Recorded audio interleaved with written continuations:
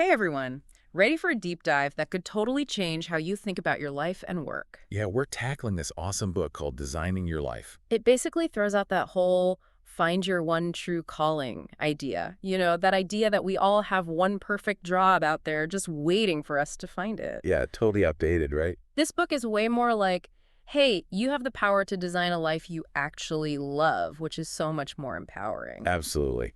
And it all starts by ditching that old career planning playbook Mhm. and grabbing like a set of architect's tools instead. Ooh, I love that analogy. We're not just passively searching for a job, we're actively designing a whole life. Yeah, one that actually makes you happy. Okay, I'm so on board with this. So, where do we even start with this whole life design thing? Well, the first step is kind of surprising. Okay, I'm intrigued. It's not about, immediately rushing off to follow some vague passion. Yeah, a lot of self-help books are all about that, right? Right. But designing your life is different. It says the first thing you got to do is look at where you are right now. Like really look. And be honest with yourself, I'm guessing. Exactly. Be Yeah. totally honest, but also be kind to yourself. No judgment allowed. Okay, so no more beating myself up for past choices or anything like that? Nope. It's about accepting your current reality, warts and all. That's a relief. Mhm. So it's kind of like taking inventory before you start cooking, right? You got to see what ingredients you already have before you can make something amazing. Perfect analogy. You got it. Okay, so no more guilt trips about past career choices. But once we've accepted where we're at, what's next? Then it's time to build what the book calls your life compass. A life compass. That sounds pretty important. What is that exactly? Well, it's all about figuring out what truly matters to you. You know how a lot of people chase these external markers of success? Like a big paycheck or a fancy title? Oh yeah, been there, done that. And it didn't exactly make me happy. Right. That's because they're focused on what other people think success is, not what actually matters to them. So a life compass helps you define success on your own terms. Exactly. It's about identifying your core values, figuring out what you really want out of work. And how all of that fits into your overall life philosophy, right? Bingo. It's about connecting your work view, your beliefs about what work is, with your life view, your beliefs about life and your place in the world. Whoa, so you're saying like your work life and your overall life might actually be like clashing? It happens more than you'd think. And if those two are pulling you in opposite directions, Well, no wonder people feel stuck and unhappy, right? exactly. Okay, so how do we like fix that? How do we get those two things aligned? That's where the idea of wayfinding comes in. Wayfind it, like using a map. Kind of. Think of those old school sailors navigating by the stars. In this case, your stars are those moments when you're just totally in the zone, when time flies by because you're so engrossed in what you're doing. Yeah, those flow moments. I definitely have those, but I've never really thought of them as like a guiding principle for my life before. Well, this book is saying those moments are super important. They're like little signals pointing you towards what truly brings you joy. Okay, this is making so much more sense now. But what about the stuff that doesn't bring you joy? Like those energy draining tasks or situations that make you feel totally depleted. The book calls those dysfunctions. Yeah. And yeah, we've all got them. But instead of just suffering through them, it encourages you to figure out how to minimize them. Or even like transform them into something more positive, maybe. Exactly. Okay, I am definitely intrigued by that. So we've got our compass pointing us toward joy. We're noticing those flow moments, Mhm. and we're tackling those energy draining dysfunctions. Is this starting to sound like a pretty awesome life to you? It is. But here's the thing. A lot of people still get stuck, even with all of that. Even if they know what they want and what brings them joy. Yeah. It's like having all these amazing ingredients, but having no clue what to cook with them. Ugh. Yeah, I felt that way before. That's when we got to bring in the big guns. Things like mind mapping, brainstorming, and something called prototyping. Prototyping. Wait, isn't that something engineers do in like a lab? What does that have to do with designing my life? Well, it's like this.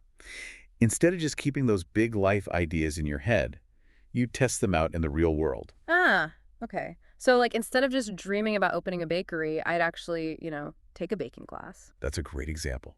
Or you could like shadow a baker for a day, Mm. or even try making a really complicated recipe at home. It's all about gathering info and seeing if that dream life really fits you. I love that. It takes these big, scary decisions and breaks them down into smaller steps. Right. And the cool thing is there's no such thing as failure in prototyping. How so? Well, Every experiment, whether it goes great or not, gives you valuable feedback. It helps you, like, refine your design. Okay, that makes sense. So let's say I've done some prototyping and I'm starting to get a clearer picture of, the life I want to create. How do I make that happen? Like, how do I actually design a job that fits with my values? Great question. So the book kind of throws out that whole find a job idea that we're all used to. Yeah, like browsing job boards and sending out resumes. Yeah.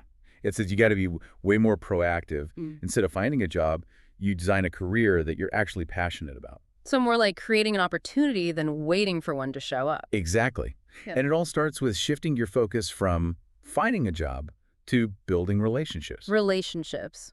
Okay. And I don't mean like the awkward networking kind. I'm Right. talking about real connections Yeah. based on shared interests and a genuine desire to learn. Okay, I'm all for ditching the awkward networking events, but how do you actually go about like building those kinds of relationships? One of the best ways is through informational interviews. Ooh, informational interviews. Hmm.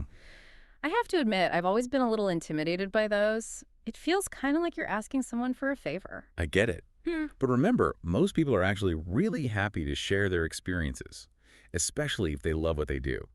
And you're not asking for a job, just information and advice. Okay, yeah.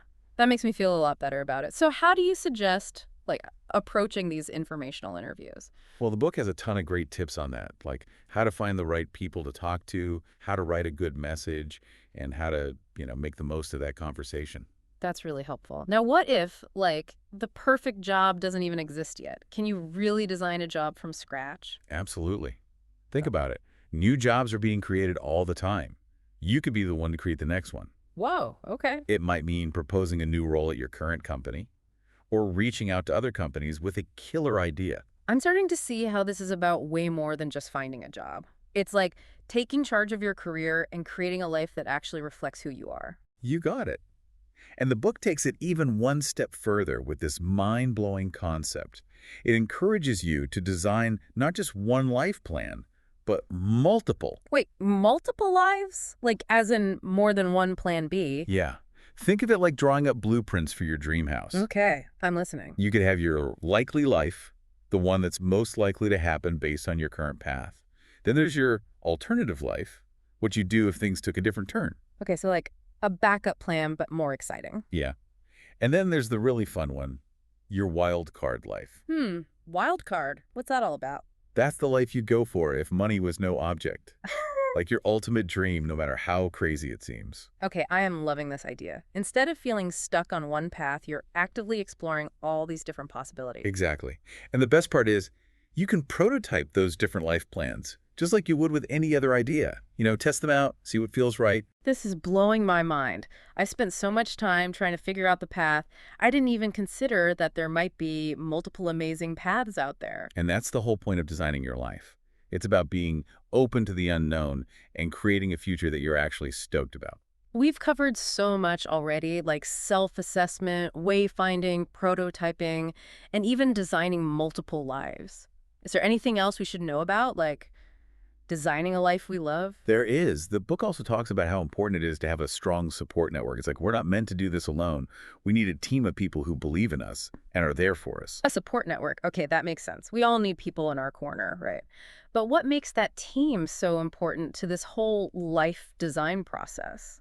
Well, think of it like having a pit crew for your life. You've got the driver that's you, but you also need like a skilled team to keep you going, to like help you tune up your engine, change your tires, and navigate all those tricky turns. I love that analogy. Okay, so who are the key players on this life design pit crew? Well, first you need some mentors. People who already been down the road you're on. Folks who can give you advice based on their experience. Mentors, yeah. Then there are the cheerleaders. Yeah. Your friends and family who believe in you, no matter what crazy ideas you have. Oh, gotta love those cheerleaders. They always know how to give you that extra boost. Right. And then you've got your collaborators, Yeah. the people you brainstorm with, bounce ideas off of, and maybe even partner with on some of your life design experiments. This is making me realize I need to, like, branch out a bit. Meet some new people. I think a lot of us could benefit from that, Yeah. getting outside our usual circle. For sure. The more diverse your team, the more creative you can be, right? 100%. It's like having a whole toolbox full of different skills and experiences to draw from. You mentioned constructive critics earlier. Aren't those the people who, like, point out all the reasons why your ideas won't work? Why would you want them on your team? Uh-huh. Yeah, good question. It's not about surrounding yourself with negativity. It's more about having people who can give you honest feedback, even if it's not always what you want to hear. So it's like they help you see your blind spots. Yeah, exactly. Really? We all have them. Sometimes we need someone to, gently point them out. That makes sense. So we've got mentors, cheerleaders, collaborators, even those constructive critics. Is there anything else we need to keep in mind when building our support network? The most important thing is reciprocity. It can't just be about what you're getting from these relationships. Oh, yeah, for sure. You got to give back too, right? Exactly. Support others. Share your insights. Be a cheerleader for someone else's dreams. It creates this awesome cycle of encouragement. I'm starting to see how this whole designing your life thing is way less overwhelming when you have the right people around you. It really is. And that actually brings us back to that question we posed at the beginning. Hmm. Which one is that? If you could go back and give your younger self one piece of advice based on what you've learned about designing your life, what would it be? Ooh, that's a good one. I think I'd tell my younger self to, like, stress less about finding the perfect path. Yeah. Yeah, and just be more open to exploring different possibilities. Oh, and definitely to build a strong support network, people who really believe in me. What about you? I think I'd tell my younger self not to be afraid to ask for help. Oh, yeah, so important. You don't have to figure everything out on your own. Nope. There's so many amazing people out there who are willing to support you. You just got to let them. This has been such an inspiring conversation. I feel like designing your life has given us a whole new way to think about work, happiness, everything. It really is a game changer. And I hope it's inspired you to, start designing your own amazing life. Absolutely. So to wrap things up, the big takeaway here is that you have the power to create a life you truly love. It all starts with knowing yourself, being willing to experiment, and having a team of awesome people to support you along the way. So well said. Thanks for joining us on this deep dive into designing your life. We'll see you next time.